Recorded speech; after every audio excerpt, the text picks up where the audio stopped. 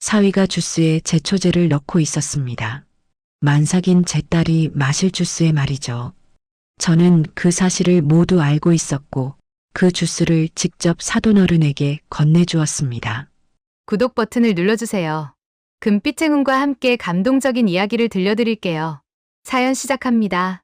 오후 4시에 햇살이 비스듬히 복도로 들어오고 있었지만 박순자의 마음에는 짙은 먹구름이 낀 듯 불안하기만 했습니다.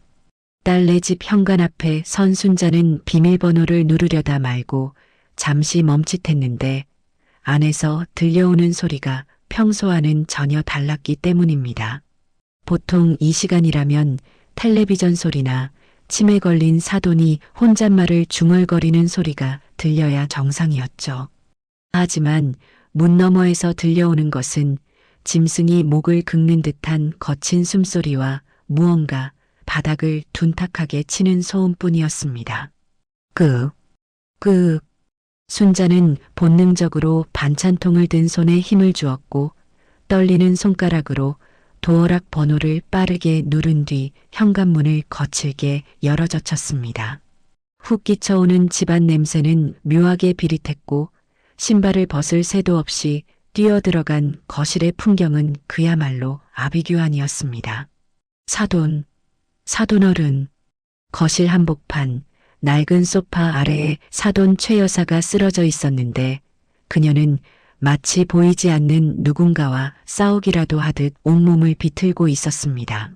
더욱 충격적인 것은 그녀의 입가였습니다. 허연 거품이 입 밖으로 부글부글 끓어 넘쳐 턱을 타고 목덜미까지 흥건하게 적시고 있었고 눈동자는 흰자위만 보일 정도로 뒤집혀 경련을 일으키고 있었으니까요. 순자는 들고 있던 반찬통을 바닥에 내동댕이 치고 최 여사에게 달려들어 그녀의 상체를 끌어안았습니다. 정신 차리세요. 대체 뭘 드신 거예요? 예. 순자가 사돈의 등을 탕탕 치며 소리치자 최 여사의 손에서 툭 하고 무언가가 떨어져 나갔습니다. 그것은 반쯤 베어 문선분홍색 덩어리였는데 순자는 그것을 보자마자 숨이 턱 막히는 것을 느꼈습니다. 그것은 떡도 아니고 젤리도 아닌 욕실에 있어야 할 수제 과일 비누였기 때문입니다.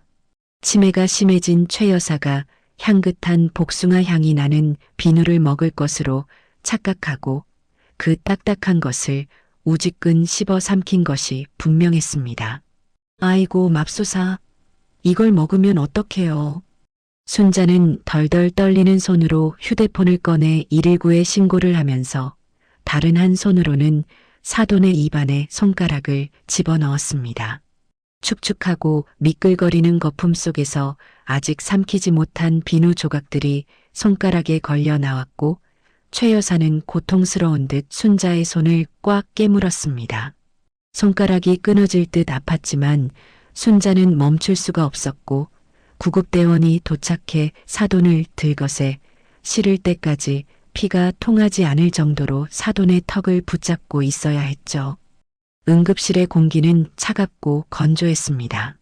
위세척을 위해 처치실로 들어간 사돈을 기다리는 동안 순자는 복도 의자에 앉아 멍하니 자신의 손을 내려다보았습니다. 사돈의 침과 비누 거품 그리고 순자의 손가락에서 나온 피가 뒤섞여 엉망이 된 손은 닦아내도 찝찝함이 가시질 않았습니다. 30분쯤 지났을까요?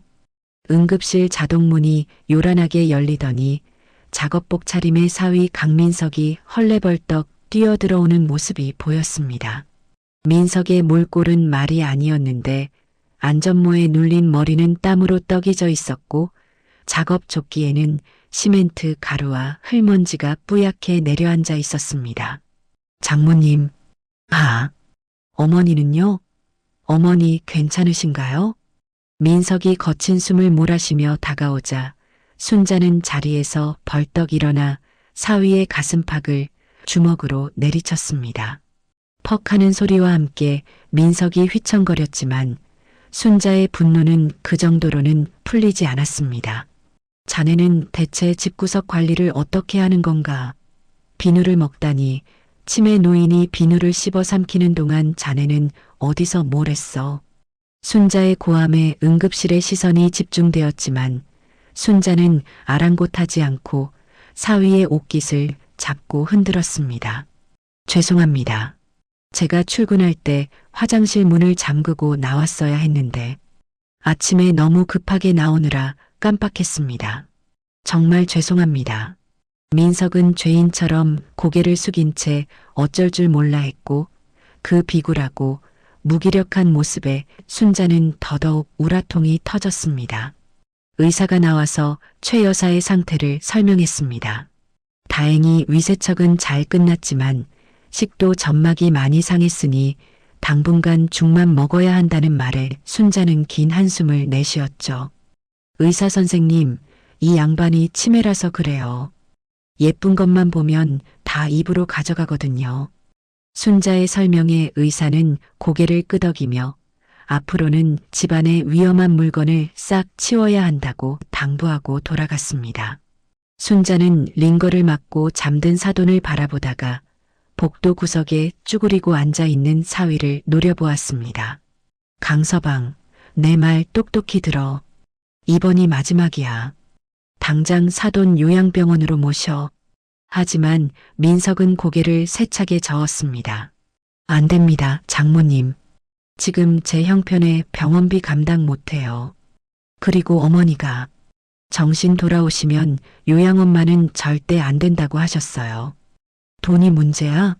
사람 목숨이 왔다 갔다 하는데 돈 타령이야? 정 없으면 내가 보태줄 테니 당장 알아봐. 아닙니다. 제 어머니는 제가 모십니다. 장모님 돈까지 쓸 수는 없어요. 제가 더 신경 쓰겠습니다. 정말입니다. 민석의 고집은 쇠심줄 같았고 순자는 답답함에 가슴을 치며 돌아설 수밖에 없었습니다. 그때 순자는 몰랐습니다. 사위가 왜 그토록 돈에 벌벌 떨며 어머니를 집에 두려 했는지, 그리고 그 돈이 다 어디로 사라지고 있었는지를 말이죠. 사건은 거기서 끝나지 않았고 오히려 더 끔찍한 형태로 반복되었습니다. 사흘 뒤 순자는 불안한 마음에 딸 수진이 좋아하는 딸기를 사들고 다시 딸네 집을 찾았습니다. 이번에는 초인종을 누르지 않고 조용히 도어락을 열었는데 현관문을 반쯤 열었을 때 부엌 쪽에서 수진의 찢어지는 비명이 들려왔습니다. 싫어요. 어머니, 제발요. 저리 치우세요. 순자가 신발을 벗어 던지고 부엌으로 달려가 보니 식탁 의자에 앉은 수진이 배를 감싸 쥐고 뒤로 물러나고 있었고 최 여사가 그 위를 덮치듯 누르고 있었습니다. 최 여사의 손에는 검은 비닐봉지에서 꺼낸 빵 조각이 들려 있었는데 그것은 빵이라기보다는 곰팡이 덩어리에 가까웠습니다. 파란 곰팡이가 빵 전체를 뒤덮어 솜털처럼 보송보송하게 피어 있었고 역한 쉰내가 부엌 전체에 진동을 하고 있었죠. 며느라기야, 이거 먹어. 내가 아까 화단에서 주워왔어. 아주 달고 맛있는 단팥빵이야. 응? 한 입만 먹어봐. 최 여사는 어린아이처럼 해맑게 웃으며 그 썩은 빵을 만삭인 며느리의 입에 억지로 밀어 넣으려 하고 있었습니다. 수지는 입을 꾹 다물고 고개를 좌우로 흔들었지만 노인의 힘이 어찌나 센지 목이 뒤로 꺾인 채 캑캑거리고 있었죠. 이게 무슨 짓이에요? 순자가 달려가 최 여사의 팔을 잡으려는 찰나 안방문이 부서질 듯 열리며 민석이 튀어나왔습니다. 민석은 야간 일을 하고 들어왔는지 잠옷 바람이었지만 눈빛만은 사냥감을 본 맹수처럼 번들거리고 있었습니다. 엄마. 민석은 순자가 말릴 새도 없이 식탁으로 뛰어올라 어머니의 손목을 거칠게 내리쳤습니다. 철썩하는 소리와 함께 곰팡이 빵이 바닥으로 굴러떨어졌고 으깨진 빵 사이로 검은 파탄금과 푸른 균사가 터져 나왔습니다. 내가 밖에서 주워오지 말라고 했지. 수진이 죽일 일 있어? 제발 좀, 제발. 민석이 목에 핏대를 세우며 고래고래 소리를 지르자 최 여사는 깜짝 놀라 식탁 밑으로 숨으며 으앙하고 울음을 터뜨렸습니다. 순자는 그 자리에서 얼어붙었습니다. 평소 순하고 착해 빠져서 답답할 정도였던 사위가 친어머니에게 저토록 살기 어린 분노를 표출하는 모습은 처음 보았기 때문입니다. 그런데 진짜 이상한 일은 그 직후에 벌어졌습니다. 민석은 씩씩거리며 거친 숨을 몰아쉬더니 바닥에 떨어진 곰팡이 빵을 맨손으로 주워 모으기 시작했습니다. 보통이라면 더러워서 휴지로 짚거나 빗자루를 가져올 텐데 민석은 마치 귀중품이라도 다루듯 빵 부스러기 하나까지 손바닥으로 싹싹 긁어 모으더군요. 그리고는 식탁 위에 있던 두루마리 휴지를 뜯어 빵을 꽁꽁 싸매더니 그것을 쓰레기통이 아닌 자신의 잠옷 바지 주머니 깊숙이 집어넣었습니다. 순자는 그 모습이 너무나 기괴해서 등골이 서늘해지는 것을 느꼈습니다. 마치 누가 그 빵의 성분을 분석하기라도 할까봐 두려워하는 사람처럼 민석은 주머니를 2번이나 툭툭 치며 확인까지 했으니까요. 자네, 그 더러운 걸 왜 주머니에 넣나? 그냥 저기 쓰레기통에 버리면 되잖아. 순자가 떨리는 목소리로 묻자 민석은 감전이라도 된 사람처럼 화들짝 놀라며 뒷걸음질 쳤습니다. 그의 눈동자가 심하게 흔들렸고 이마에는 식은 땀이 송골송골 맺혀 있었습니다. 아, 아닙니다. 쓰레기통에 버리면 어머니가 나중에 몰래 꺼내 드실까 봐요. 제가 나가서 확실하게 버리겠습니다. 민석은 순자의 눈을 피하며 도망치듯 현관 쪽으로 갔고 슬리퍼도 제대로 신지 못한 채 밖으로 나가버렸습니다. 순자는 닫힌 현관문을 바라보며 가슴이 두근거리는 것을 진정시킬 수가 없었습니다. 치매 노인이 쓰레기를 주워오는 건 병이라 쳐도 사위의 반응은 지나치게 예민했고 무언가를 필사적으로 숨기는 사람의 태도였기 때문입니다. 순자는 주저앉아 떨고 있는 딸 수진에게 다가갔습니다. 수진의 얼굴은 핏기 하나 없이 창백했고 퉁퉁 부은 손으로 배를 감싸 안은 채 눈물만 뚝뚝 흘리고 있었습니다. 엄마, 나 무서워 죽겠어. 어머님이 자꾸 이상한 걸 주셔. 수진이 순자의 품에 안겨 흐느꼈습니다. 그리고 그이도 요즘 좀 이상해. 밤마다 저렇게 뭘 숨기고 나가고 들어올 때 보면 눈빛이 딴 사람 같아. 딸의 말에 순자의 머릿속에서는 불길한 퍼즐이 맞춰지기 시작했습니다. 사위가 어머니의 치매를 핑계로 딸에게 해코지하려는 것은 아닐까, 아니면 이미 우리가 모르는 사이에 무슨 짓을 저지르고 있는 것은 아닐까 하는 의심 말입니다. 순자는 딸의 등을 토닥이며 굳게 다짐했습니다. 이 집구석에는 위험한 비밀이 숨겨져 있고 내 딸을 지키기 위해서는 내가 그 비밀을 파헤쳐야 한다고 말이죠.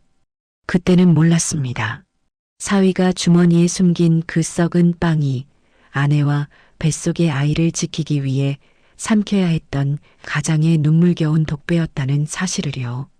며칠 뒤 순자는 사위가 출근한 것을 확인하자마자 도둑고양이처럼 살금살금 딸네 집 현관문 비밀번호를 눌렀습니다.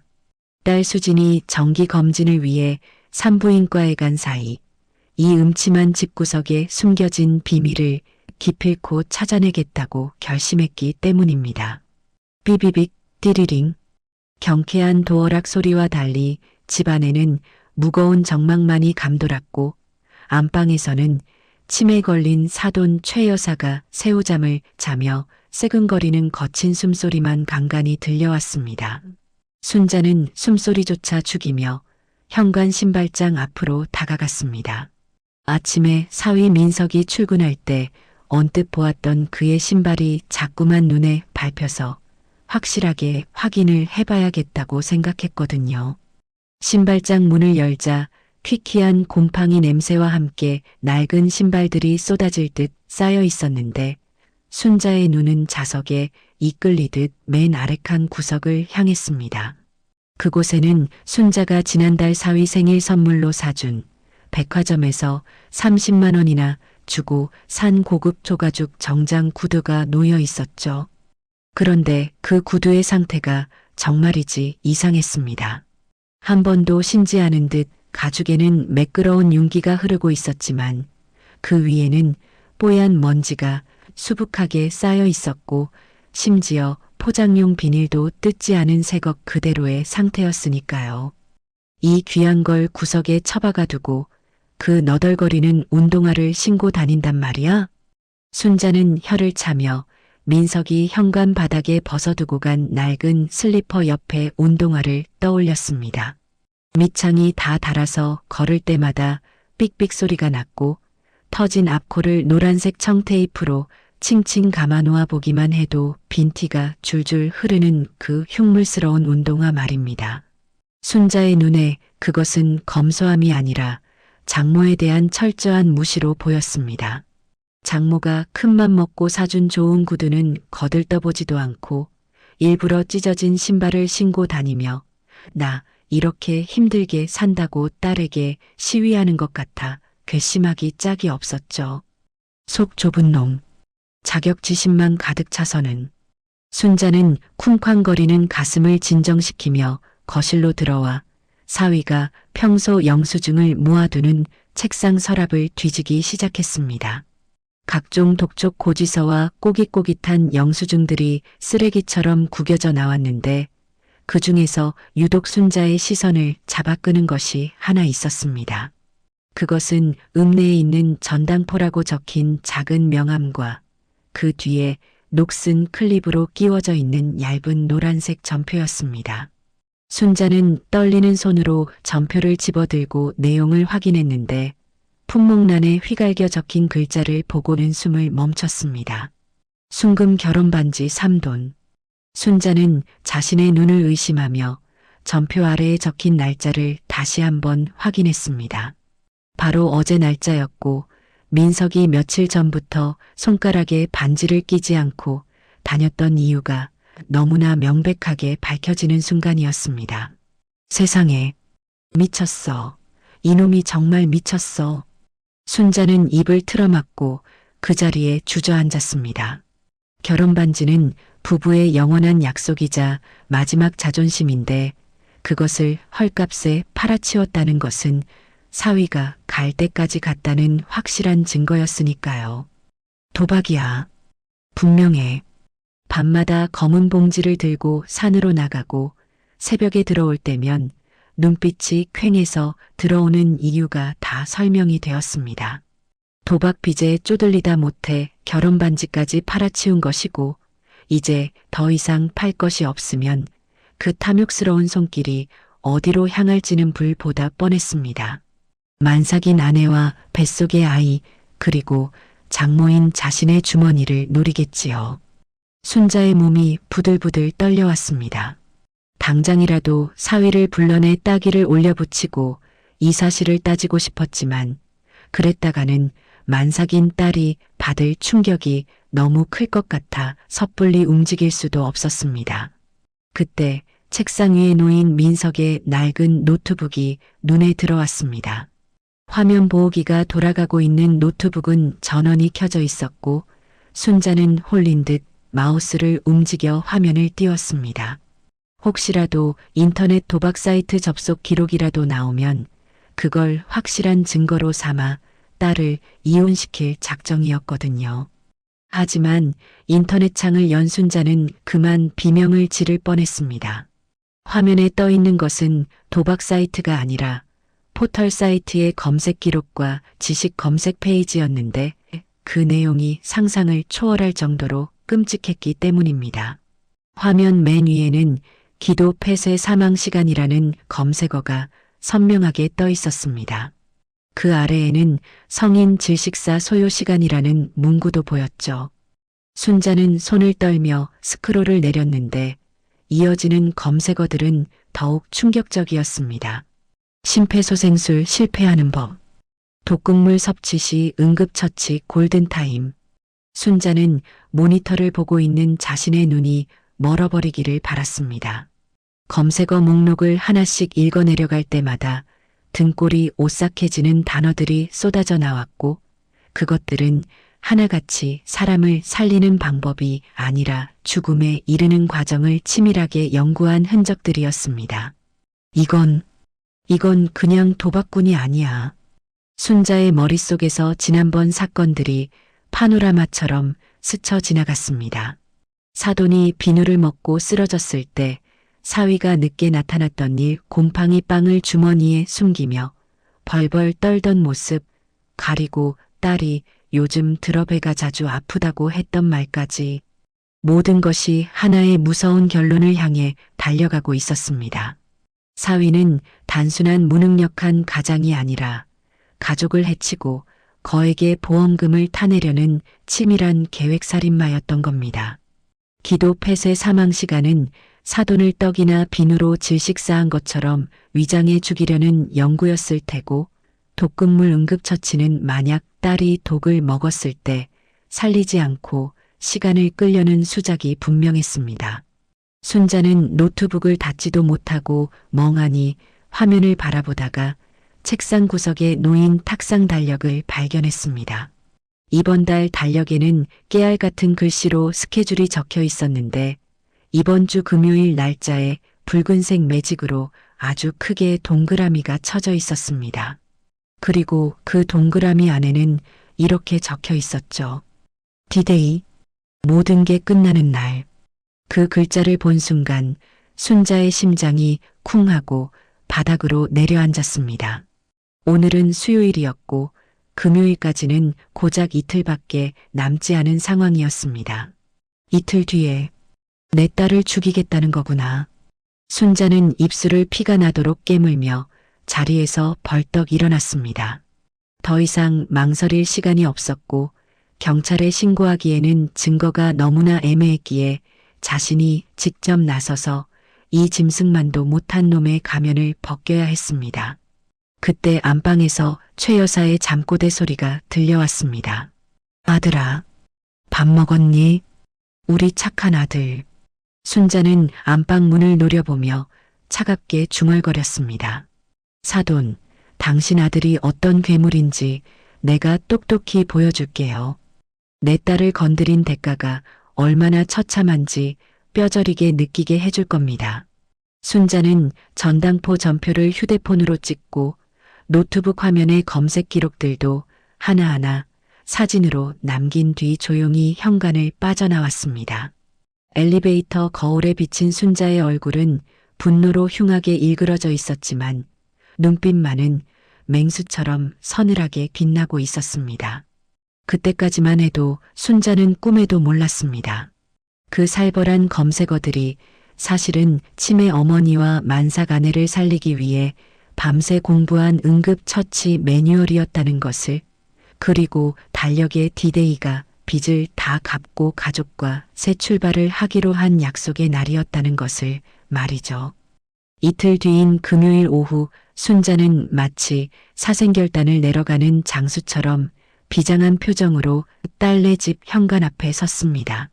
사위가 달력에 붉은 매직으로 적어놓은 운명의 디데이가 바로 내일로 다가왔기 때문입니다. 순자는 오늘이야말로 결정적인 물증을 잡아내어 놈의 손목에 수갑을 채우리라 굳게 마음먹었고 핑계 삼아 가져온 묵직한 사골 곰탕 냄비를 든 손에 힘을 주었습니다. 장모님? 연락도 없이 어쩐 일이세요? 퇴근하고 막 씻고 나온 듯한 민석이 젖은 머리를 수건으로 털며 마중을 나왔는데 물기가 맺힌 그 순박해 보이는 얼굴을 보자 순자는 구역질이 치밀어 오르는 것을 간신히 참아야 했습니다. 그래. 우리 수진이 몸보신 좀 시키려고 곰탕 좀 고아왔네. 자네도 한 그릇 먹게. 순자는 억지로 입꼬리를 올려 미소를 지으며 냄비를 부엌 식탁에 내려놓았습니다. 민석은 감사합니다. 장모님밖에 없습니다 하며 해맑게 웃었지만 순자의 눈에는 그 하얀 치아가 마치 먹잇감을 노리는 짐승의 손꽃니처럼 보여던 꼴이 오싹해졌습니다. 옷 좀 갈아입고 나오겠습니다.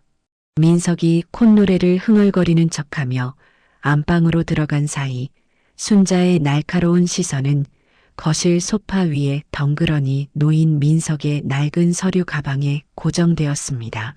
가죽이 다해져서 모서리가 하얗게 일어난 검은색 서류 가방은 무언가로 빵빵하게 부풀어 있었고 지퍼가 끝까지 닫히지 않아 그 안에 내용물이 보일 듯 말 듯 했거든요. 순자는 안방 문이 닫힌 것을 확인하고 도둑고양이처럼 발소리를 죽여 소파로 다가갔습니다. 심장이 귓가에서 쿵쾅거릴 정도로 요동쳤지만 지금이 아니면 놈의 비밀을 캘 기회가 없다는 생각에 떨리는 손을 뻗어 차가운 금속 지퍼를 잡았습니다. 드르륵. 지퍼 열리는 소리가 천둥 소리처럼 크게 들려 순자는 잠시 숨을 멈췄지만 안방에서는 드라이기 소리가 들려와 안심하고 가방을 활짝 열었습니다. 가방 안에서는 퀴퀴한 땀 냄새와 쇠 냄새가 확 풍겨왔습니다. 각종 녹슨 팬츠와 드라이버 같은 공구들, 기름때 묻은 목장갑, 그리고 땀에 젖은 수건들이 쓰레기처럼 어지럽게 널려 있었는데 그 잡동사니들 사이로 유독 깨끗하고 빳빳한 대봉투 하나가 눈에 들어왔습니다. 순자는 홀린 듯 그 누런 서류 봉투를 꺼내 들었습니다. 봉투 겉면에는 누구나 알만한 유명 생명보험사의 로고가 선명하게 찍혀 있었고 봉투 입구는 이미 뜯겨져 있어 내용물을 바로 확인할 수 있었습니다. 순자는 떨리는 손가락으로 봉투 안의 서류를 꺼내 펼쳤고 첫 장에 적힌 글씨를 보자마자 다리에 힘이 풀려 그 자리에 주저앉고 말았습니다. 무배당, 종신보험, 피보험자 이수진. 그것은 바로 만삭인 딸 수진의 이름으로 가입된 고액생명보험증권이었습니다. 순자는 눈을 비비고 약관의 세부 내용을 읽어내려갔는데 사망 시 지급되는 보험금란에 적힌 숫자를 보고는 숨이 턱 막혀버렸습니다. 일금 10억 원. 1억도 아니고 10억이라니 평생 만져보지도 못한 천문학적인 액수가 딸의 목숨값으로 책정되어 있었습니다. 수익자란에는 당연하다는 듯이 남편인 강민석이라는 이름이 또렷하게 인쇄되어 있었고 그 글자 하나하나가 마치 순자의 심장을 찌르는 칼날처럼 느껴졌습니다. 세상에, 이 나쁜 놈이. 기어이. 순자는 입을 틀어막고 터져나오는 신음을 삼켰습니다. 가난해서 병원비도 없다며 사돈 요양원도 못 보낸다던 놈이 아내 몰래 매달 수십만 원이나 하는 비싼 보험료를 꼬박꼬박 내고 있었다는 사실이 믿기지 않았으니까요. 게다가 계약 날짜를 확인해 보니 불과 2달 전이었는데 이는 사돈 최 여사의 치매 증상이 급격히 심해지기 시작한 시점과 정확히 일치했습니다. 순자의 머릿속에서 모든 불길한 퍼즐 조각들이 완벽하게 하나의 그림으로 맞춰졌습니다. 사위는 아픈 어머니를 핑계로 수진을 정신적으로 괴롭혀 쇠약하게 만든 뒤 치매 노인의 실수로 인한 사고사나 급작스러운 병사로 위장해 죽이고 10억 원이라는 거액을 챙길 계획을 세운 것이 분명했습니다. 손이 부들부들 떨려서 종이를 잡고 있기도 힘들 지경이었습니다. 그때였습니다. 장모님? 안방 문이 열리는 소리와 함께 민석의 목소리가 들려왔습니다. 순자는 감전이라도 된 사람처럼 화들짝 놀라 보험증서를 다시 봉투에 구겨 넣고는 가방 깊숙이 공구들 밑으로 밀어넣고 지퍼를 닫았습니다. 아, 깜짝이야. 인기척 좀 하고 나오게. 순자는 가슴을 쓸어내리며 태어난 척 소파 쿠션을 정리하는 신용을 했지만 등줄기에는 식은 땀이 비 오듯 흐르고 있었습니다. 옷을 갈아입은 민석은 의아한 표정으로 순자를 바라보다가 주머니에서 휴대폰 진동 소리가 들리자 표정이 순식간에 딱딱하게 굳어졌습니다. 잠깐 전화 좀 받고 오겠습니다. 중요한 거래처라서요. 민석은 순자의 눈을 피하며 급하게 베란다 쪽으로 걸어갔습니다. 평소라면 거실에서 받았을 전화를 굳이 베란다까지 나가서 그것도 문을 꽉 닫고 구석으로 가서 받는 모습이 수상하기 짝이 없었습니다. 순자는 본능적으로 이것이 결정적인 단서임을 직감했습니다. 민석이 등을 돌리고 통화에 열중하는 사이 순자는 살금살금 베란다 창가로 다가가 커튼 뒤에 몸을 숨겼습니다. 다행히 낡은 베란다 창문은 아구가 맞지 않아 조금 열려 있었고 그 틈새로 사위의 낮고 음산한 목소리가 희미하게 새어 들어왔습니다. 네, 형님. 접니다. 민석의 목소리는 평소 장모 앞에서 보여주던 어수룩한 톤이 아니었습니다. 네, 준비는 다 됐습니다. 오늘 밤에 처리하려고요. 순자의 눈이 휘둥그레졌습니다. 처리한다는 말의 울림이 끔찍하도록 불길했고 오늘 밤이라는 시간은 순자의 예상을 뛰어넘는 긴박함을 의미했기 때문입니다. 걱정하지 마세요. 아무도 모르게 할 겁니다. 냄새 안 나게 비닐로 꽁꽁 싸서 네, 산속 깊은 곳에 묻으면 됩니다. 순자는 자신의 귀를 의심하며 입을 틀어막았습니다. 비닐로 싸서 냄새 안 나게 산속에 묻는다니 이건 누가 들어도 시체를 유기하겠다는 소리나 다름없었으니까요.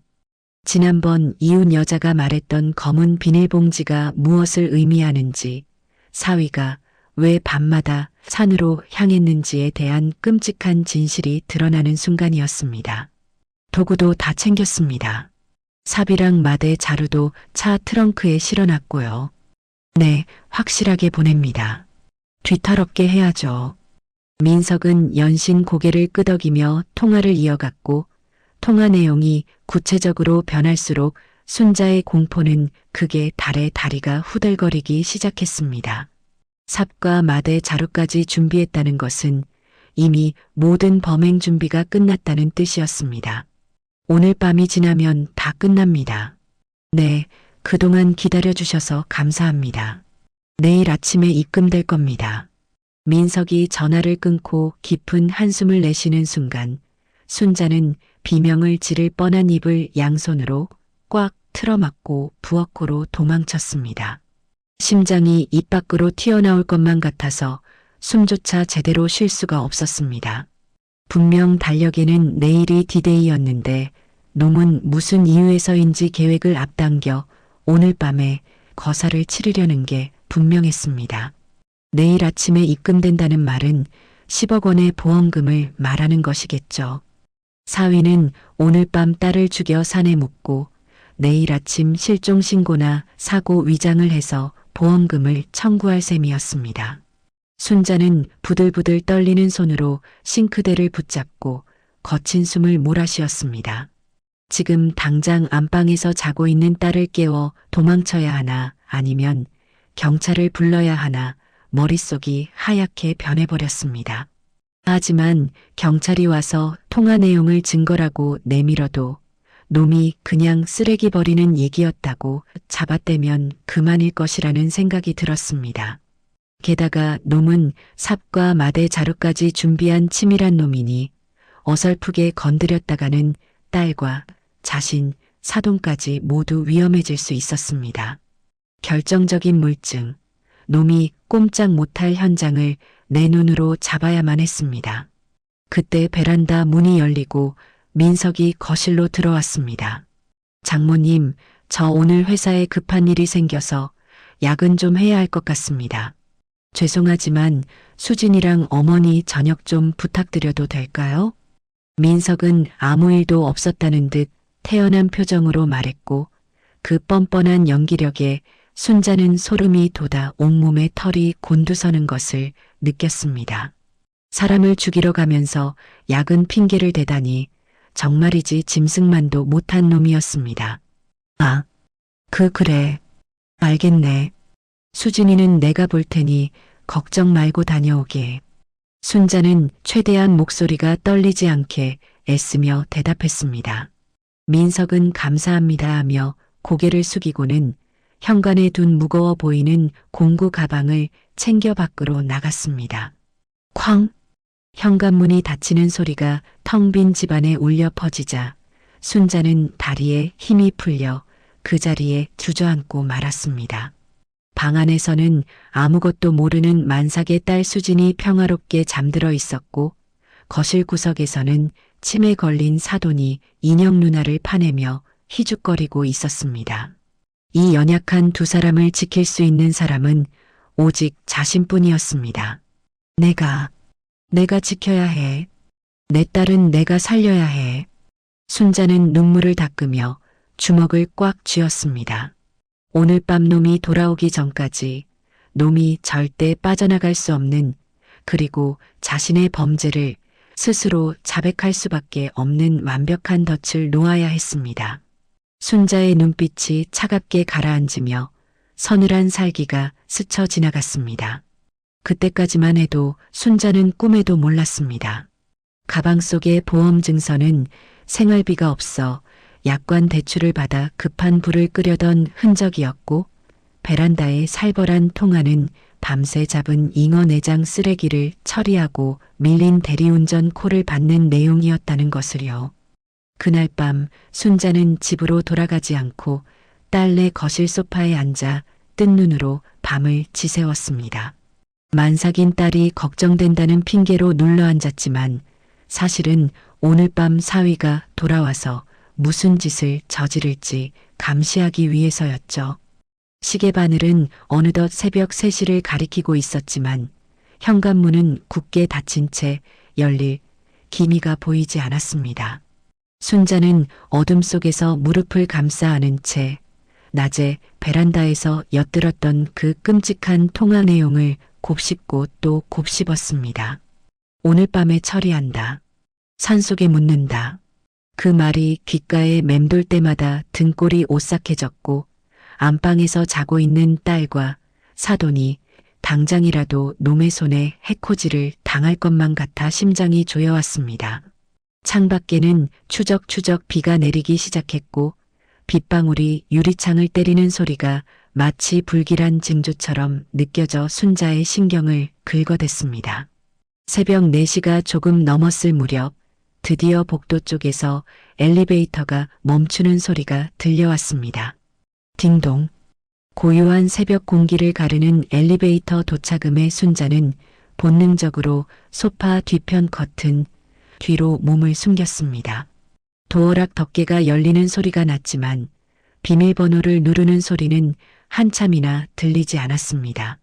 순자는 숨소리조차 죽이고 현관 쪽을 주시했는데 현관문 밖에서 쿵 하고 무언가 무거운 것이 벽에 기대는 소리가 들려왔습니다. 그리고는 깊고 긴 한숨 소리가 문틈을 타고 집 안으로 스며 들어왔죠. 그것은 단순히 피곤한 사람의 한숨이라기보다는 무언가 중대한 결심을 앞둔 사람의 고뇌에 찬 탄식처럼 들렸습니다. 순자는 마른 침을 삼키며 긴장했습니다. 놈이 밖에서 범행 도구를 챙기고 있는 걸까? 아니면 들어와서 누구부터 처리할지 순서를 정하고 있는 걸까? 5만 가지 무서운 상상이 머릿속을 헤집어 놓을 때쯤 갑자기 현관 밖에서 짝 하는 날카로운 파열음이 들려왔습니다. 순자는 깜짝 놀라 어깨를 움츠렸습니다. 누군가 뺨을 때리는 소리가 분명했는데 밖에는 사위 혼자뿐이었기에 상황을 이해할 수가 없었습니다. 짝! 짝! 연이어 2번이나 더 살이 부딪히는 소리가 났고 곧이어 사위의 중얼거리는 목소리가 들려왔습니다. 정신 차리자, 강민서. 티내지 마. 절대 들키면 안 돼. 순자의 눈이 휘둥그레졌습니다. 티내지 말라니, 들키면 안 된다니. 이것은 자신의 범죄 계획을 들키지 않기 위해 마음을 다잡는 살인마의 독백이 아니고 무엇이겠습니까? 순자는 공포에 질려 입을 틀어막았지만 눈을 뗄 수는 없었습니다. 잠시 후 띠띠띠띠 하는 도어락 소리와 함께 현관문이 천천히 열렸습니다. 현관 센서 등이 파란 불빛을 뿜으며 켜졌고 그 불빛 아래 드러난 민석의 몰골은 그야말로 충격적이었습니다. 말끔하게 입고 나갔던 양복 바지는 진흙투성이가 되어 있었고 와이셔츠 소매는 시커먼 기름때와 흙탕물로 얼룩져 있었으니까요. 회사에서 야근했다던 놈이 마치 산속에서 구덩이라도 파고 온 사람처럼 엉망진창이 되어 돌아온 것입니다. 순자는 확신했습니다.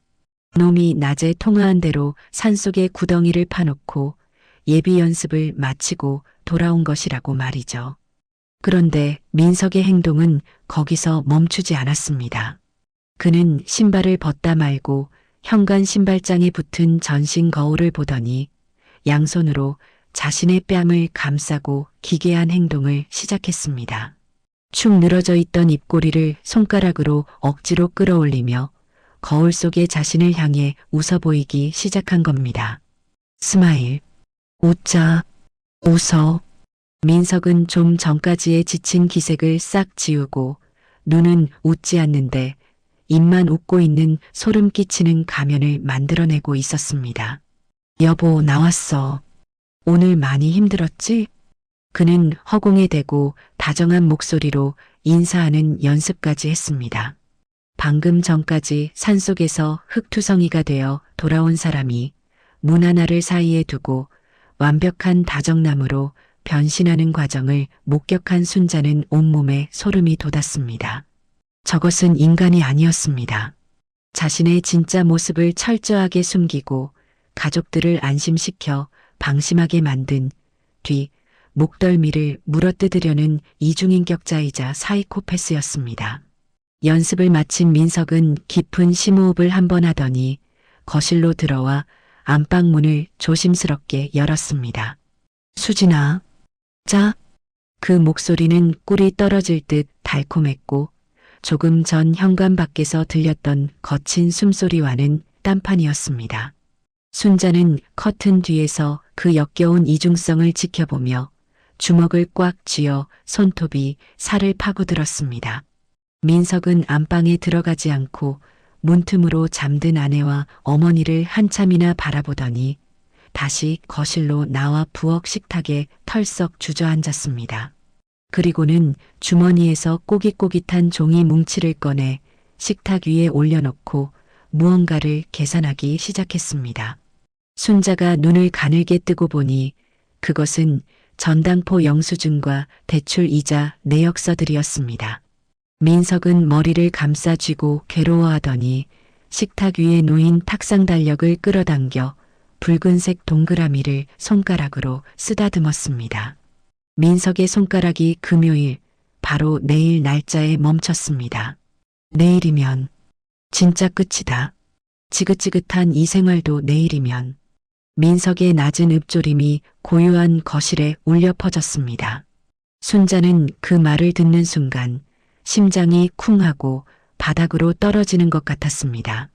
지긋지긋한 생활을 끝낸다는 말은 결국 돈 잡아먹는 아픈 노모와 집만 되는 아내를 처리하고 자유로워지겠다는 선언이나 다름없었기 때문입니다.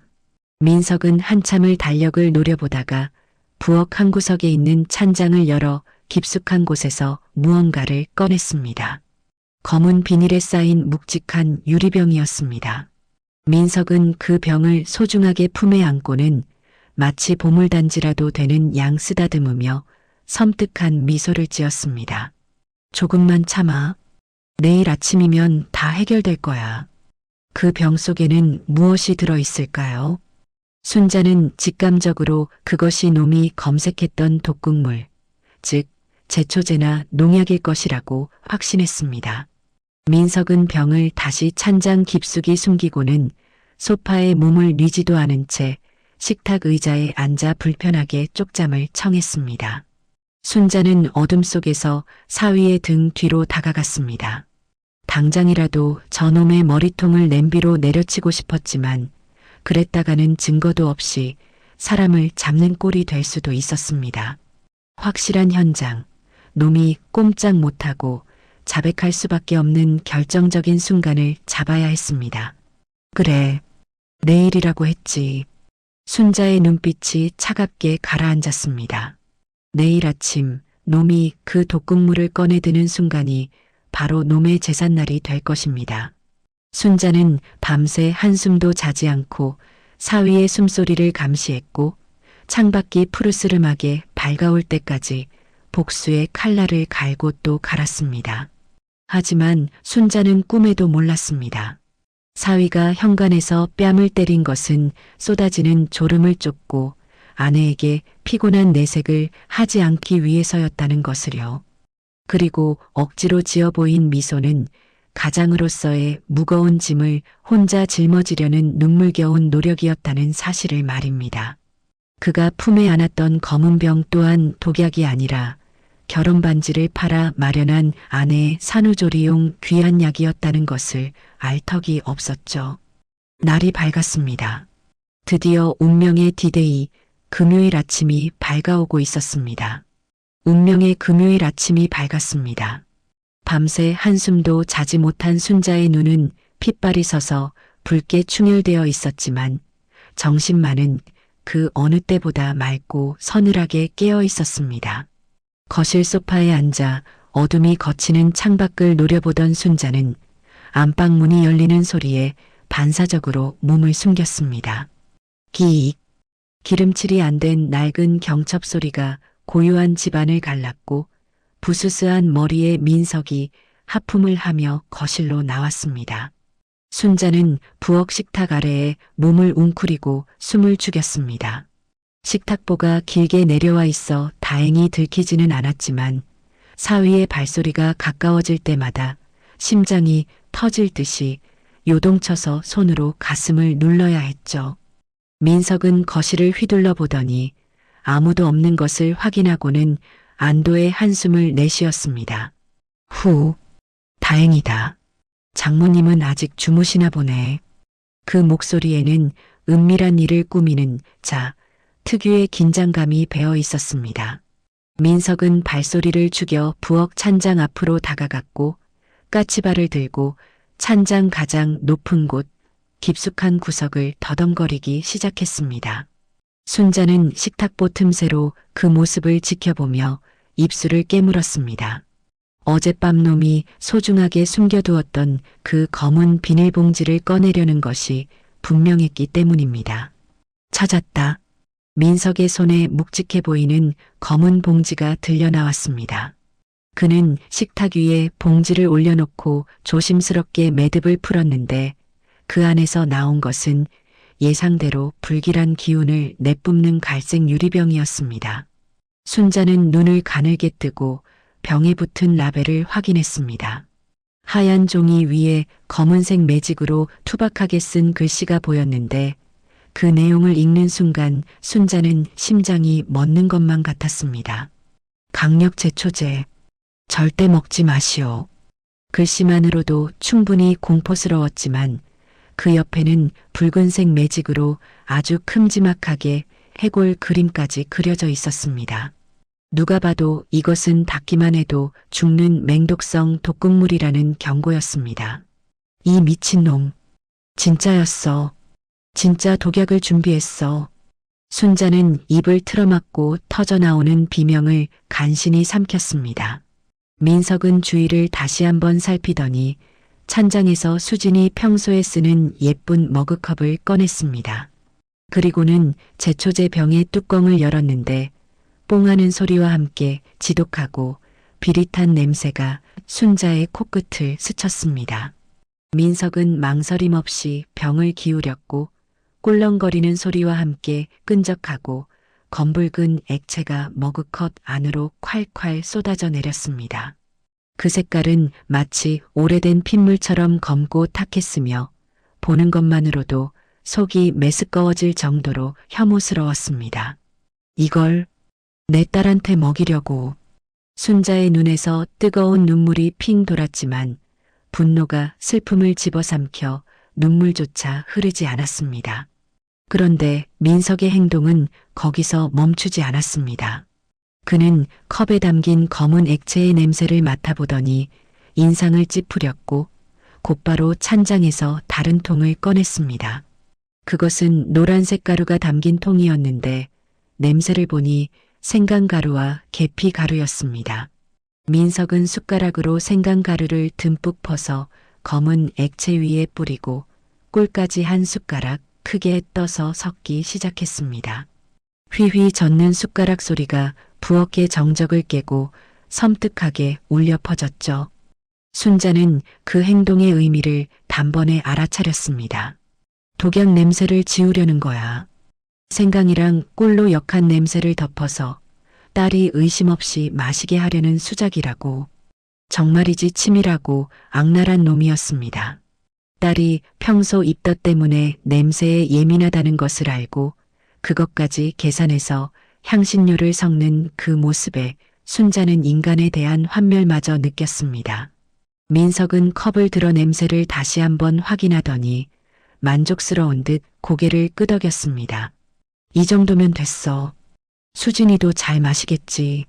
그는 혼잣말을 중얼거리며 컵을 쟁반 위에 올리고 안방으로 가져가기 위해 몸을 돌렸습니다. 바로 그 순간이었습니다. 식탁 아래에 숨어있던 순자가 불쑥 일어났습니다. 강서방, 참 부지런하네. 아침부터 뭘 그리 열심히 만드나? 순자의 목소리는 얼음장처럼 차가웠지만 겉으로는 더없이 평온했습니다. 갑작스런 장모의 등장에 민석은 소스라치게 놀라며 쟁반을 떨어뜨릴 뻔했습니다. 장모님, 언제 일어나셨어요? 민석의 얼굴이 백지장처럼 하얗게 질렸고 동공은 지진이라도 난 듯 심하게 흔들렸습니다. 그는 황급히 쟁반을 등 뒤로 숨기려 했지만 이미 순자의 매서운 눈빛은 컵 안에 담긴 검은 액체에 꽂혀 있었습니다. 그게 뭔가 냄새가 아주 진하구먼. 수진이 주려고.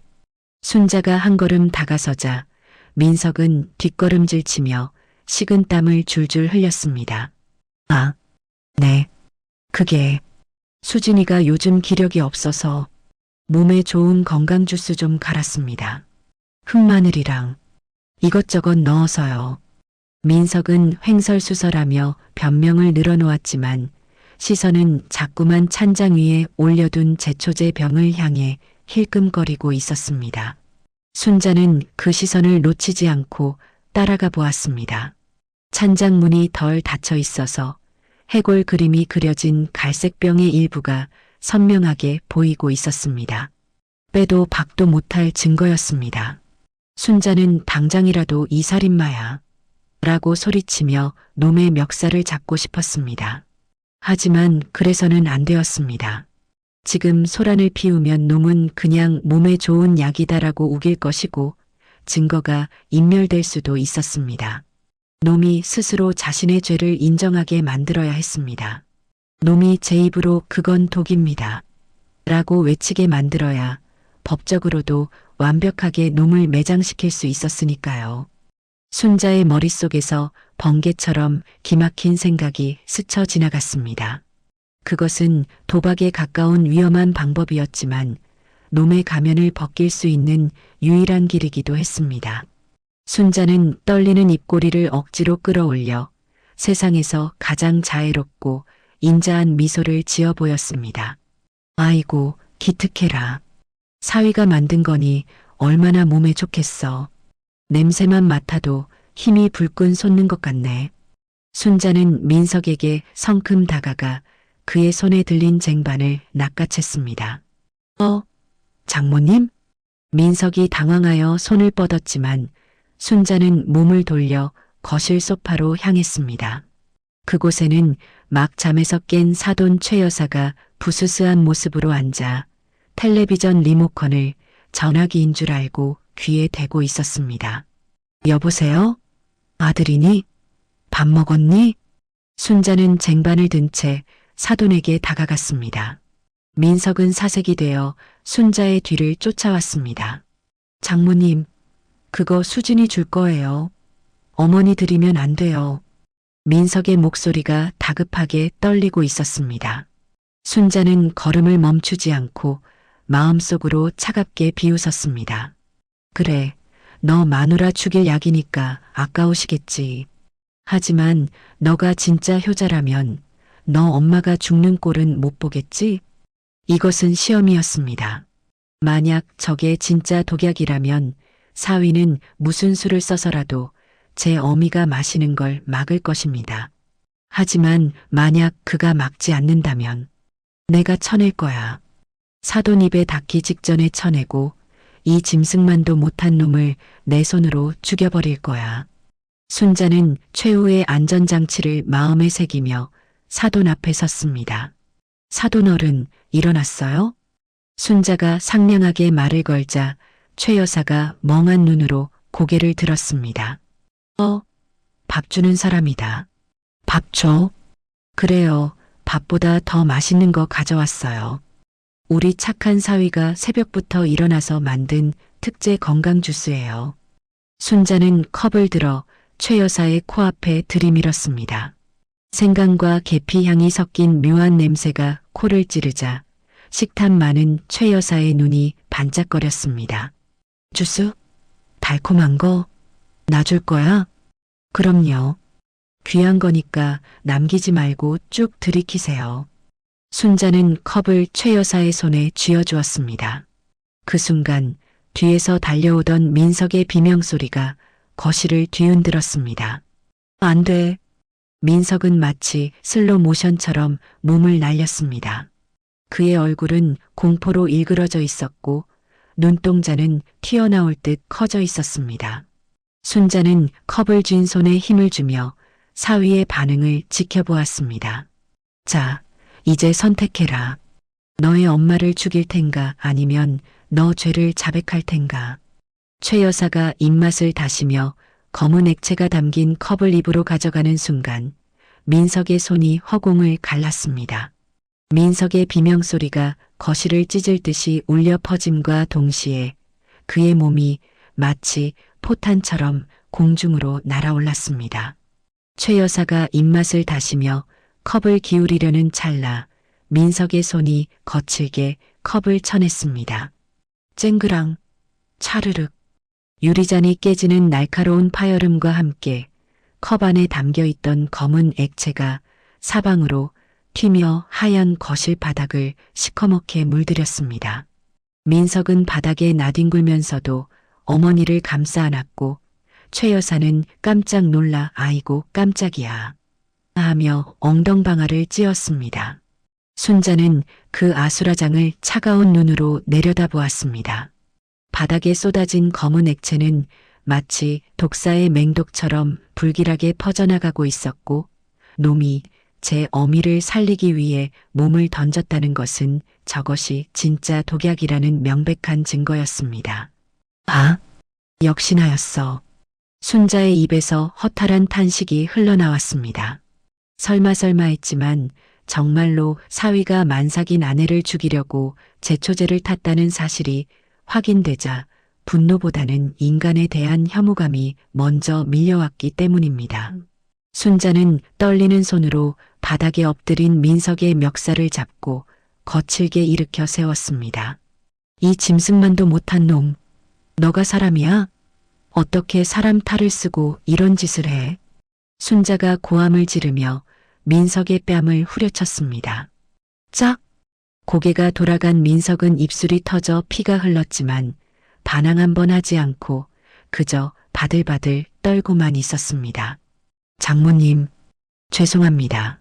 정말 죄송합니다. 죄송하다면 다야?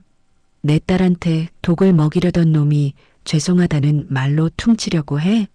순자는 분을 이기지 못해 민석의 가슴을 주먹으로 팡팡 내리쳤습니다.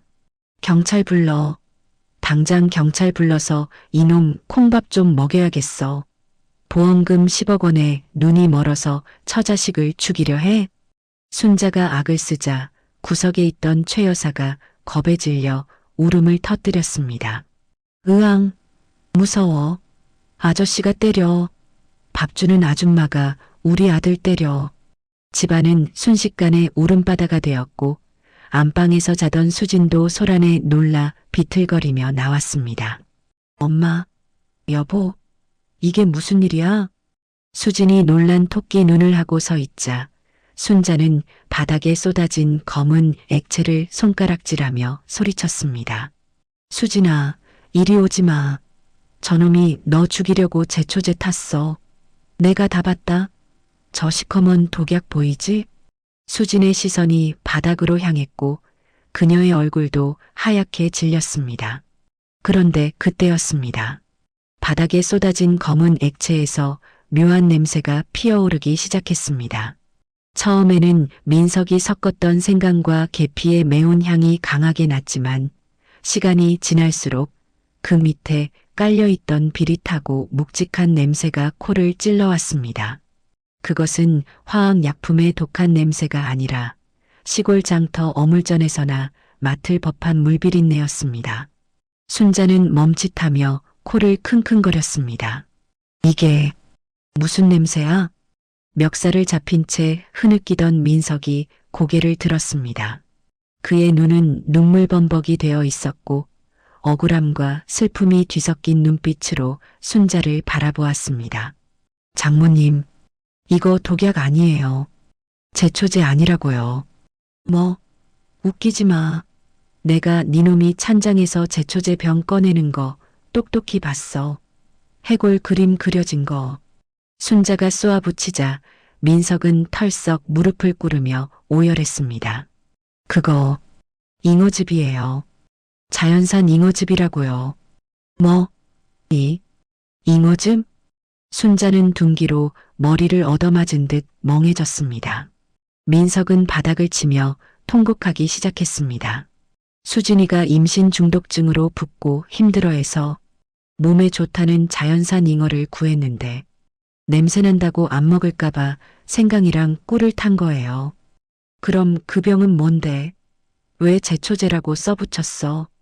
해골 그림은 또 뭐고? 순자의 물음에 민석은 고개를 돌려 구석에서 울고 있는 어머니를 바라보았습니다. 어머니 때문이에요. 엄마가 치매 걸리신 뒤로 예쁜 거, 맛있는 거만 보면 다 드시잖아요. 지난번엔 비누도 드시고 곰팡이 빵도 주워오시고. 민석의 목소리가 떨려왔습니다. 제가 수진이 주려고 비싼 보약이나 과일 사오면 엄마가 귀신같이 알고 다 훔쳐 드셨어요. 며느리 먹일 거라고 해도 소용없었어요. 애처럼 막무가내셔서. 순자는 할 말을 잃었습니다. 확실히 사돈의 식탐은 비정상적이었고 며느리의 목까지 탐내는 일이 한두 번이 아니었으니까요. 그래서 엄마가 제일 무서워하는 걸로 위장한 거예요. 엄마가 어릴 때 농약 사고를 목격하셔서 농약, 제초제 글씨랑 해골 그림만 보면 기겁하고 피하시거든요. 민석은 주머니에서 손수건을 꺼내 깨진 유리 조각을 조심스럽게 치우며 말을 이었습니다. 수진이 먹일 약은 지켜야겠고 엄마한테 뺏기기는 싫고 그래서 제가 빈 농약병 구에다가 씻고 소독해서 거기에 잉어즙 담아둔 거예요. 그래야 엄마가 손을 안 대시니까요. 순자는 다리에 힘이 풀려 휘청거렸습니다. 그제야 바닥에 쏟아진 검은 액체가 독극물이 아니라 진하고 걸쭉한 한약재와 잉어 고운물이라는 것이 눈에 들어왔습니다. 비릿한 냄새는 잉어 특유의 향이었고 생강가루는 독냄새를 지우기 위함이 아니라 잉어의 비린내를 잡기 위한 정성이었던 겁니다. 아니, 그럼 보험은? 10억 원짜리 보험은 뭐고? 순자는 마지막 남은 의심의 끈을 붙잡고 물었습니다. 민석은 품에서 꼬깃꼬깃한 영수증 뭉치를 꺼내 순자 앞에 내려놓았습니다. 그거 제가 든 거 아니에요. 수진이가 결혼 전에 친구 부탁으로 들어줬던 건데 해지하면 손해가 커서 유지하고 있었던 거예요. 민석의 눈에서 굵은 눈물방울이 뚝뚝 떨어졌습니다. 생활비가 너무 없어서 잉어 쌀 돈도 없고 어머니 병원비도 밀려서 그거 담보로 약관 대출이라도 받을 수 있나 알아보려고 꺼내본 거예요. 제발요 장모님, 저 그런 놈 아니에요. 순자는 영수증을 집어들었습니다. 그곳에는 자연산 잉어 30만 원, 전당포 마이너스 결혼반지 보관증이라는 글자가 선명하게 찍혀 있었습니다. 반지, 자네 결혼반지, 잉어가 생각보다 너무 비싸더라고요. 제 반지만 팔면 될 줄 알았는데 모자라서 밤에 대리운전 뛰고 새벽엔 택배 상하차에서 돈 보탰어요. 순자는 망치로 뒤통수를 얻어맞은 것 같았습니다. 밤마다 검은 봉지를 들고 나갔던 건 쓰레기가 아니라 대리운전 복장이었고 새벽에 흙투성이가 되어 들어온 건 시체를 묻고 온 게 아니라 택배 일을 하고 온 흔적이었던 겁니다. 그럼 현관에서 뺨은 왜 때렸어? 혼자 웃는 연습은 왜 하고? 순자의 목소리가 가늘게 떨렸습니다. 민석은 퉁퉁 부은 뺨을 어루만지며 씁쓸하게 웃었습니다. 너무 피곤해서요. 제가 찌푸리고 들어가면 수진이가 걱정하잖아요. 안 그래도 몸 힘든 사람인데 남편까지 죽상을 하고 있으면 미안하니까 억지로라도 웃으려고 연습한 거예요. 그 순간 순자의 가슴 속에서 쿵 하고 거대한 벽이 무너져 내리는 소리가 들렸습니다. 그것은 사위에 대한 불신과 오해의 벽이었고 동시에 자신의 편협함이 만들어낸 괴물 같은 상상력이 산산조각 나는 소리였습니다. 수진이 울면서 민석에게 달려가 안겼습니다. 여보, 미안해. 나 때문에 당신이 이 고생을. 두 사람은 서로를 부둥켜 안고 오열했고 바닥에 쏟아진 잉어즙은 마치 그들의 눈물처럼 흥건하게 퍼져나갔습니다. 순자는 그 자리에 주저앉아 자신의 손을 내려다보았습니다. 사위의 멱살을 잡았던 손, 뺨을 때렸던 손이 수치스러워 견딜 수가 없었습니다. 내가 미쳤지. 사람을 의심해도 유분수지. 순자의 눈에서도 참았던 눈물이 터져나왔습니다. 침에 걸린 최 여사는 영문도 모른 채 바닥에 쏟아진 잉어즙을 손가락으로 찍어 맛보고는 해해 웃었습니다. 쓰다. 맛없어. 아들 먹어. 그 천진난만한 한마디가 순자의 가슴을 후벼 팠습니다. 제초제 병에 담긴 것은 독약이 아니라 가난하지만 서로를 지키려 했던 한 가장의 눈물겨운 피땀이자 사랑의 즙이었습니다. 순자는 떨리는 손으로 민석이 내민 꼬깃꼬깃한 영수증 뭉치를 집어들었습니다. 종이 한 장 한 장이 마치 1000톤짜리 바위처럼 무겁게 느껴졌고 그 위에 찍힌 투박한 글씨들이 순자의 심장을 사정없이 찔러댔습니다. 맨 위에 있는 것은 읍내 재래시장의 수산물 가게 영수증이었는데 품목란에는 자연산 대물 잉어라고 적혀 있었고 금액은 무려 30만 원이었습니다. 이게 잉어값이란 말인가? 순자가 멍하니 묻자 민석은 코를 훌쩍이며 고개를 끄덕였습니다. 수진이가 붓기가 너무 심해서 약을 지어 먹이려고 했는데 한약은 비싸서 엄두도 못 냈고요. 시장 할머니가 자연산 잉어를 고아 먹이면 직방이라고 해서요. 그 아래에 있는 것은 더 충격적이었습니다. 누렇게 바랜 갱지에는 행복 전당포라는 상호와 함께 순금 결혼반지 3돈 보관증이라는 글귀가 선명하게 박혀 있었으니까요. 도박 빚을 갚기 위해 팔아치운 줄 알았던 결혼반지가 사실은 아내의 약값을 마련하기 위해 전당포에 맡겨졌던 겁니다. 자네, 반지를. 순자의 목소리가 가늘게 떨려왔습니다. 민석은 부끄러운 듯 고개를 푹 숙이며 기어들어가는 목소리로 대답했습니다. 제 월급으로는 생활비랑 어머니 병원비 내기도 빠듯해서요. 잉어가 그렇게 비싼 줄 몰랐는데 당장 수중에 돈은 없고 수진이는 아파서 밤마다 끙끙 앓는데 보고만 있을 수가 없어서 잠시 맡겼습니다. 월급 타면 바로 찾아오려고 했는데 순자는 망치로 뒤통수를 얻어맞은 듯 멍해졌습니다. 사위가 반지를 팔아 도박을 한다고 의심하고 그 돈으로 유흥을 즐긴다고 확신했던 자신의 상상력이 얼마나 끔찍하고 저급했는지 깨달았기 때문입니다. 그럼 밤마다 나간 건? 검은 봉지 들고 산으로 간 건 뭐고? 새벽에 흙투성이가 돼서 들어온 건 다 뭐야? 순자는 마지막 남은 의심의 조각을 확인하고 싶어 다급하게 물었습니다. 민석은 쓴웃음을 지으며 자신의 낡은 작업복 바지 주머니를 뒤집어 보였습니다. 그 안에서는 흙 부스러기와 함께 목장갑 한 짝이 툭 떨어졌습니다. 대리운전이랑 택배 상하차 알바요. 반집한 돈으로도 모자라서 밤에는 대리 뛰고 콜 없는 새벽에는 물류센터 가서 짐 날랐어요. 민석의 설명은 계속되었습니다. 검은 봉지는 작업복이랑 가라신을 안전하 넣어서 다닌 거고요. 산으로 간 게 아니라 물류센터 가는 지름길이 뒷산 오솔길이라 그리로 다닌 거예요. 버스비라도 아끼려고요. 순자는 할 말을 잃고 비틀거렸습니다. 베란다에서 엿들었던 오늘 밤 처리한다. 삽이랑 마대 자루 챙겼다는 통화 내용도 그제야 이해가 되었습니다. 그것은 시체를 유기하겠다는 살벌한 계획이 아니라 물류센터 작업반장과 통화하며 작업 도구를 챙겼다는 너무나도 일상적이고 생계형인 대화였던 겁니다.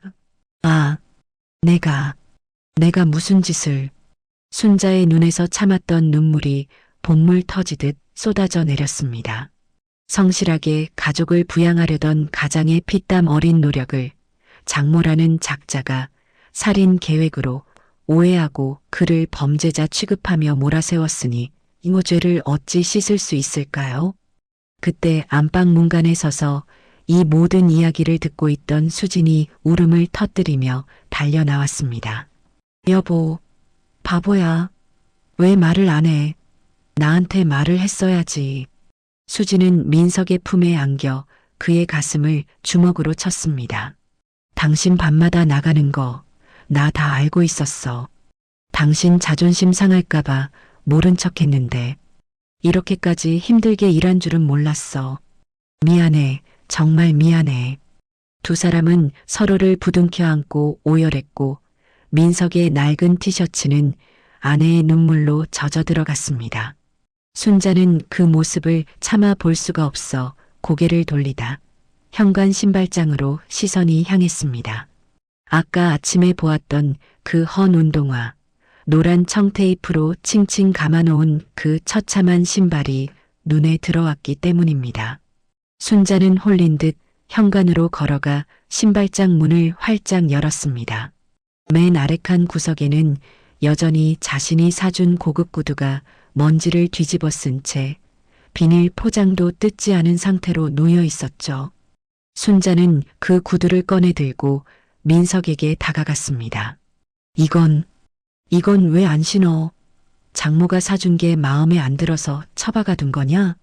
순자가 울먹이며 소리치자 민석은 눈물을 닦으며 고개를 저었습니다. 아니에요, 장모님. 그게 얼마나 비싼 건데요. 아까워서 어떻게 신어요. 아까워도 신으라고 사준 거잖아. 넌 발도 없냐? 왜 그 거지 같은 운동화만 신고 다녀서 사람 속을 뒤집어놔. 민석은 구두를 바라보며 애틋한 표정을 지었습니다. 사실은요. 이거 아껴뒀다가 우리 튼튼이 태어나는 날 신으려고 했어요. 우리 아기 세상에 나오는 날 멋진 아빠 모습으로 안아주고 싶어서요.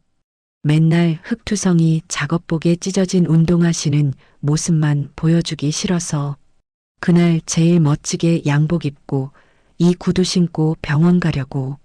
그래서 아껴둔 거예요. 그 말을 듣는 순간 순자의 가슴 속에서 무언가가 툭 하고 끊어지는 소리가 들렸습니다. 그것은 마지막까지 남아있던 알량한 자존심이었고 사위에 대한 일말의 편견이었습니다. 자신은 사위가 구두를 무시한다고 욕을 퍼부었지만 사위는 그 구두를 희망이자 미래의 약속으로 여기며 소중하게 간직하고 있었던 겁니다. 아이고, 이 미련한 놈아. 순자는 구두를 가슴에 품고 바닥에 주저앉아 통곡했습니다. 자신의 의심이 칼날이 되어 이 착한 사위의 가슴을 얼마나 난도질했는지 그 죄책감이 파도처럼 밀려와 숨을 쉴 수가 없었습니다. 장모님, 울지 마세요. 제가 부족해서 그래요. 제가 더 능력이 있었으면 이런 오해 안 받으셨을 텐데. 다 제 탓입니다. 민석은 오히려 무릎을 꿇고 순자의 어깨를 감싸며 위로했습니다. 자신을 살인범으로 몰았던 장모를 원망하기는커녕 자신의 무능함을 탓하며 용서를 비는 그 착해 빠진 마음씨에 순자는 더욱 가슴이 미어졌습니다. 아니야, 내가 미쳤어. 늙은 년이 노망이 났지. 자네 같은 진국을 못 알아보고 내 딸 죽이려는 살인마 취급을 했으니 나를 때려주게. 제발 나를 좀 때려줘. 순자는 자신의 뺨을 때리며 자책했고 수진과 민석이 양쪽에서 순자의 팔을 붙잡고 말렸습니다. 거실 바닥에 쏟아진 검은 잉어즙 위로 세 사람의 뜨거운 눈물이 뚝뚝 떨어져 섞여 들어갔습니다. 비린내 나던 그 검은 액체는 더 이상 혐오스러운 독극물이 아니었습니다. 그것은 가족을 위해 자신의 모든 것을 갈아 넣은 한 가장의 땀방울이었고 그 어떤 보약보다도 진하고 귀한 사랑의 증거였습니다. 그때 구석에서 이 모든 상황을 멍하니 지켜보던 치매 사돈 최 여사가 꼬물꼬물 움직이기 시작했습니다. 그녀는 주머니에서 무언가를 주섬주섬 꺼내더니 엉금엉금 기어서 순자 앞으로 다가왔습니다. 아줌마, 울지 마. 최 여사가 내민 손에는 꼬깃꼬깃 구겨진 1,000원짜리 지폐 몇 장과 100원짜리 동전들이 들려 있었습니다. 순자가 눈물범벅이 된 얼굴로 고개를 들자 최 여사는 해맑게 웃으며 그 돈을 순자의 손에 쥐어주었습니다. 그리고 이어진 그녀의 한마디는 그 자리에 있던 모두의 눈물샘을 다시 한번 터뜨리고 말았습니다. 거실에는 숨막히는 정적이 흘렀고 바닥에 엎드린 채 오열하는 민석과 수진 그리고 멍하니 서 있는 순자의 시선이 모두 한 곳으로 쏠렸습니다. 구석에 웅크리고 있던 침에 걸린 사돈 최 여사가 엉금엉금 기어와 내민 손바닥 위에는 세월의 때가 꼬질꼬질하게 묻은 지폐 뭉치가 놓여 있었기 때문입니다. 그것은 빳빳한 새 돈이 아니라 누군가의 주머니 속에서 오랫동안 쥐어짜이고 구겨져서 형체조차 알아보기 힘든 1,000원짜리 지폐 5장과 녹이 쓸어 거무튀튀해진 100원짜리 동전 몇 개였습니다. 순자는 떨리는 손으로 최 여사의 손을 조심스럽게 감싸쥐었습니다. 노인의 손은 거칠고 차가웠지만 그 손바닥 안에 있는 돈 뭉치에서만큼은 뜨거운 체온이 느껴졌습니다. 사돈, 이게 무슨 돈이에요? 순자가 울먹이며 묻자 최 여사는 해맑게 웃으며 손가락으로 민석의 발을 가리켰습니다. 민석의 발에는 노란색 청테이프로 칭칭 감아놓은 밑창이 다 떨어져 너덜거리는 낡은 운동화가 신겨져 있었죠. 신발. 아파. 우리 아들 발 아파. 최 여사는 어린아이처럼 입을 삐죽거리며 말을 이었습니다. 아줌마가 사줘. 새 신발 사줘. 아들이 돈 없대. 엄마 약 사느라 돈 없대. 그 한마디는 순자의 가슴을 날카로운 송곳으로 찌르는 것보다 더 큰 고통을 안겨주었습니다. 치매에 걸려 자식 이름도 잊어버리고 비누를 젤리인 줄 알고 씹어먹을 정도로 정신이 온전치 못한 노인이었지만 아들에 대한 본능적인 사랑만큼은 가슴 깊은 곳에 문신처럼 새겨져 있었던 겁니다. 민석이 그 모습을 보고 짐승처럼 울부짖으며 어머니에게 달려들었습니다. 엄마, 이 돈 어디서 났어? 내가 주는 용돈 다 깎아 사 먹었다며. 거짓말이었어? 민석은 어머니의 주머니를 뒤집었고 그 안에서는 사탕 껍질과 함께 꼬깃꼬깃 접힌 1,000원짜리들이 우수수 떨어졌습니다. 아니야, 안 먹었어. 아들 신발 사주려고. 배고파도 참았어. 최 여사는 떨어지는 돈을 주우려 허둥지둥했고 민석은 그런 어머니를 와락 끌어안고 통곡했습니다. 바보야. 엄마 진짜 바보야. 내가 배고프지 말라고 했잖아. 왜 굶어? 왜?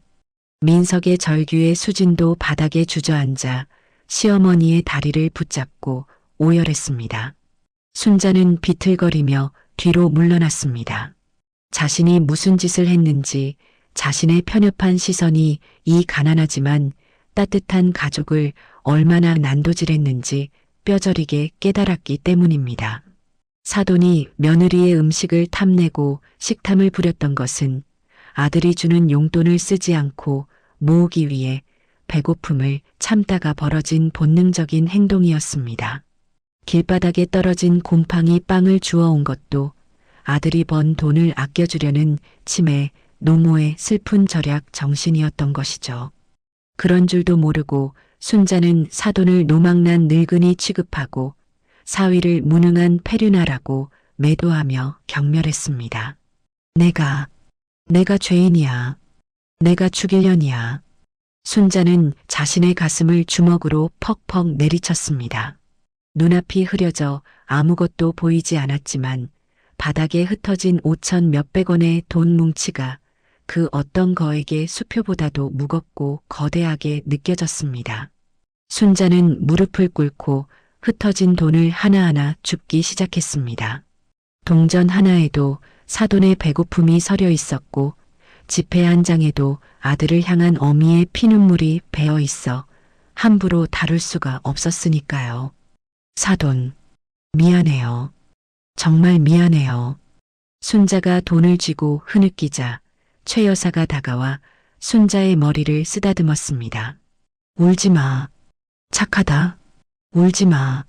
자신을 독살하려 했다고 오해하여 험한 꼴을 보였던 사람에게 최 여사는 그저 우는 아이 달래듯 따뜻한 손길을 건넸습니다. 그 순수한 위로에 순자는 억장이 무너져 내리는 것 같았습니다. 한참을 그렇게 네 사람은 서로를 부둥켜 안고 울음바다를 이루었습니다. 거실 바닥을 시커멓게 물들였던 잉어즙은 어느새 말라붙어 끈적해졌지만 그 비릿한 냄새는 더 이상 역겹게 느껴지지 않았습니다. 그것은 가족이라는 이름으로 서로를 지키기 위해 흘린 피와 땀, 그리고 눈물이 뒤섞인 세상에서 가장 숭고한 흔적이었으니까요. 순자는 눈물을 닦고 자리에서 일어났습니다. 그리고는 부엌으로 가서 걸레를 가져와 바닥을 닦기 시작했습니다. 장모님 두세요. 제가 하겠습니다. 민석이 말렸지만 순자는 고개를 저었습니다. 아니네. 내가 싼 똥은 내가 치워야지. 내 더러운 의심으로 이 귀한 걸 바닥에 버렸으니 내가 닦는 게 맞아. 순자는 바닥을 훔치며 맹세했습니다. 다시는 겉모습만 보고 사람을 판단하지 않겠다고, 그리고 이착해 빠진 사위와 불쌍한 사돈을 내 남은 생을 바쳐서라도 지켜주겠다고 말이죠. 걸레질을 마친 순자는 신발장으로 가서 아까 민석이 꺼내 두었던 새 구두를 집어들었습니다. 그리고는 민석이 앞으로 가서 무릎을 꿇고 그의 발에 감겨있던 낡은 운동화 끈을 풀기 시작했습니다. 장모님, 왜 그러세요? 일어나세요. 민석이 기겁하며 발을 빼려 했지만 순자는 단호하게 그의 발목을 잡았습니다. 가만히 있어.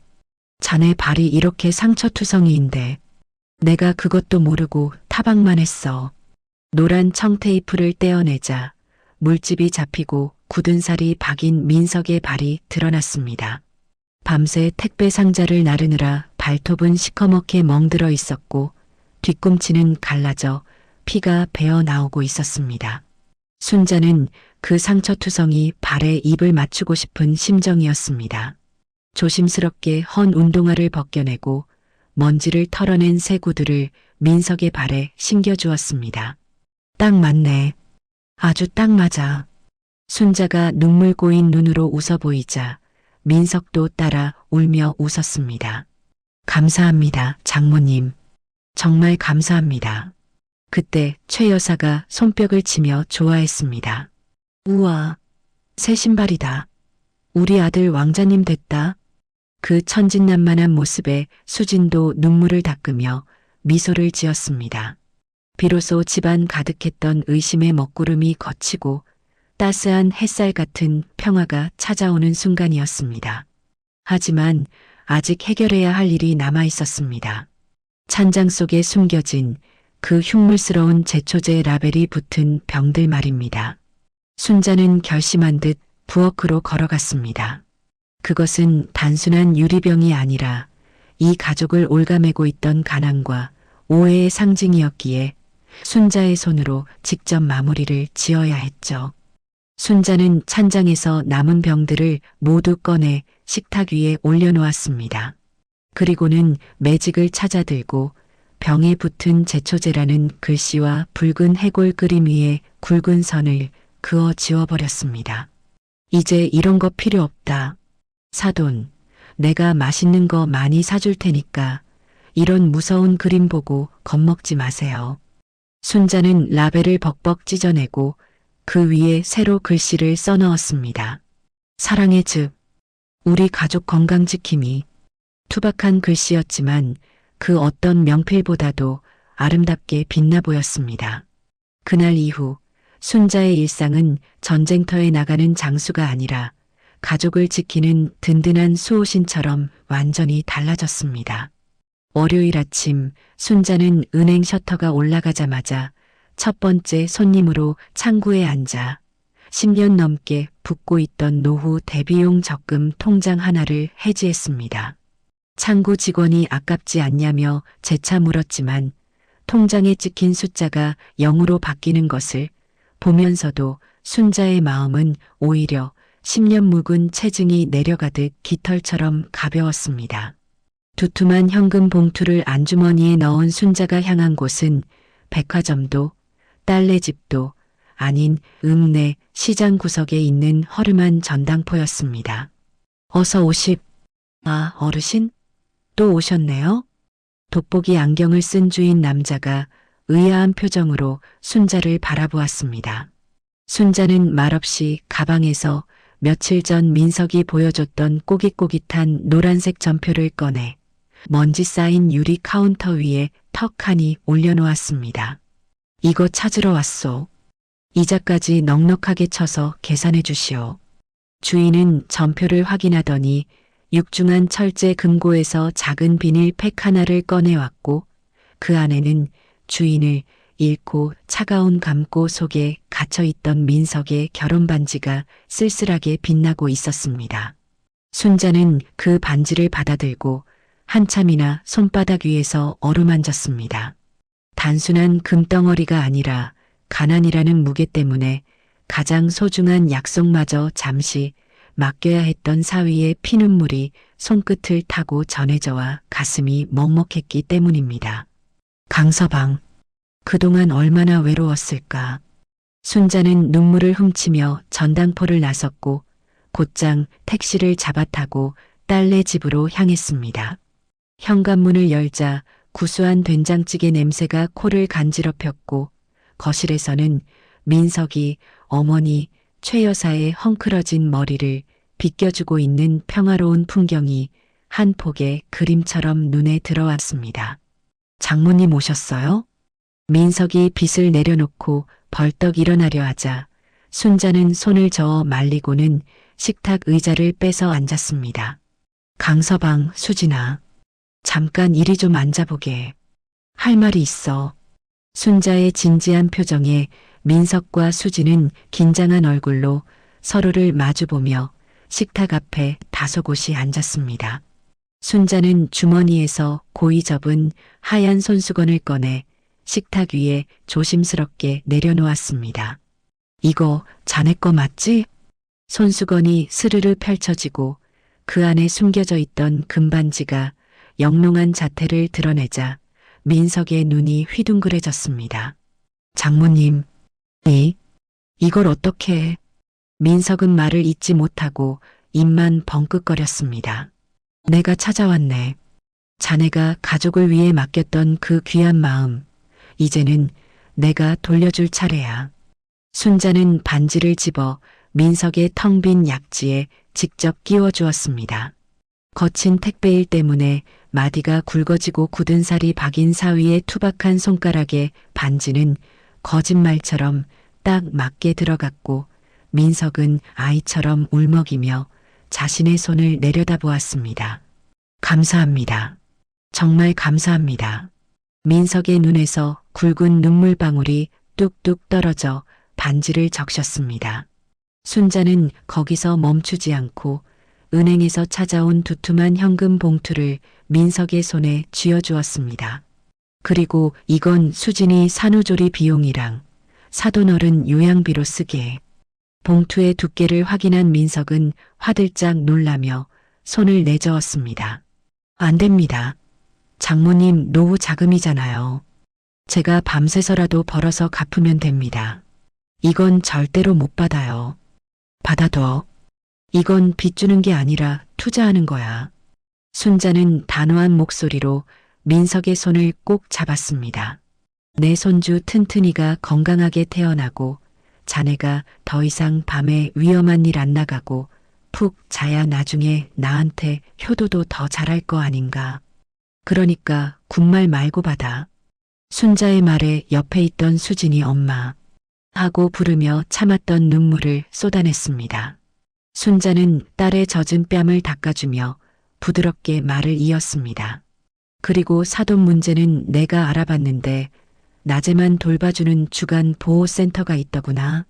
시설도 호텔처럼 좋고 선생님들도 친절해서 친구들도 많이 사귈 수 있대. 병원비는 내가 다달이 낼 테니까 걱정 말고 보내.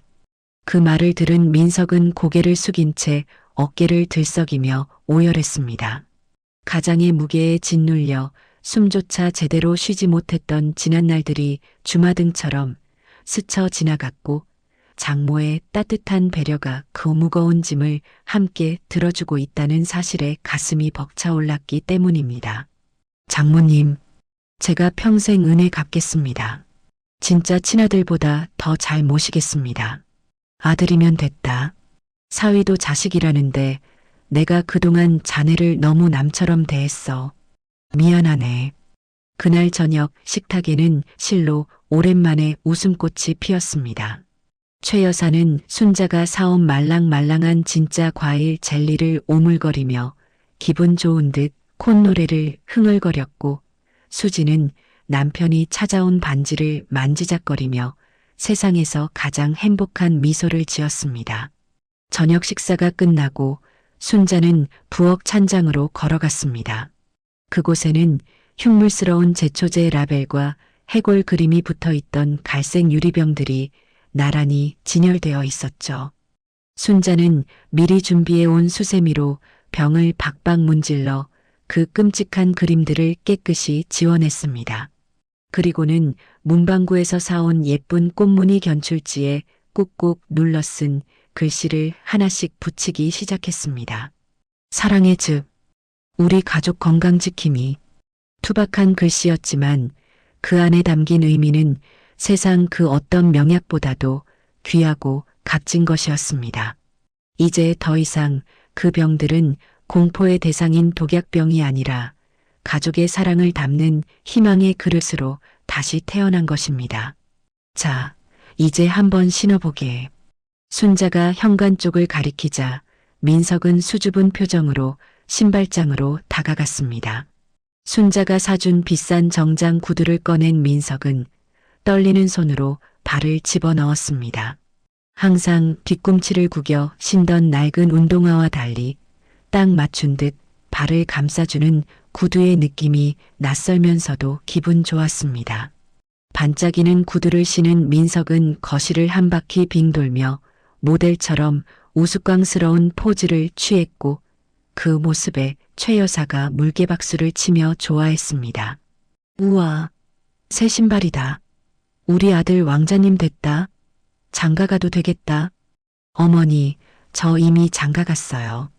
저기 예쁜 수진이가 제 신부잖아요. 민석의 너스레의 집안은 온통 웃음바다가 되었습니다. 순자는 베란다로 나가 창밖을 바라보았습니다. 며칠 전까지만 해도 억수같이 쏟아지며 마음을 어지럽히던 비는 어느새 그치고 구름 사이로 맑은 보름달이 환하게 비치고 있었습니다. 마치 이 가족의 앞날을 축복이라도 해주는 것처럼 말이죠. 그날 밤부터 민석은 더 이상 검은 봉지를